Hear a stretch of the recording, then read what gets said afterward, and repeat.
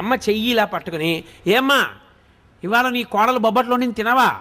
ఏం తింటాను షుగర్ భయం. నీకెందుకమ్మా నేను ఉండగా, తిను ఓ బొబ్బట్టు పట్టరావే అని 2 ముక్కలు అమ్మకి పెట్టి, అమ్మ నేను వేస్తాను కదా ట్యాబ్లెట్ అని ఓ ట్యాబ్లెట్ వేసేసి అమ్మతో 4 మాటలు మాట్లాడి పక్క పక్క పక్క పక్క నవ్వి పడుకుంటే, నేను ఒకసారి వాళ్ళ ఇంటికి వెడితే వాళ్ళ అమ్మగారు అన్నారు నాతో, నాయన శరీరంలో ఓపికండి బతికాను అనుకుంటున్నావా?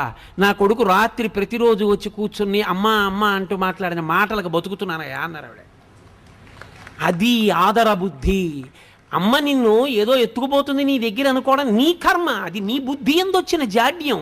తండ్రి నీ డబ్బేదో పట్టుకుపోతాడు అనుకోవడం నీ జాడ్యం, అది నీకొచ్చిన తప్పు, నువ్వు దిద్దుకోవాలి. నీకు జ్వరం వస్తే నువ్వు మందేసుకున్నట్టు ఈ శాస్త్ర విషయంలో నీకు అవగాహన దోషం వస్తే నువ్వు నేర్చుకోవాలి.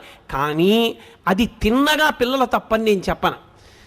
సవకబారు అన్నీ మనం పిల్లలకి చూపిస్తున్నాం. ఏవి చూపించకూడదో అవన్నీ చూపించి అది బాగుండాలని మీరు కోరుకునే అధికారం మీకు ఎక్కడుంది?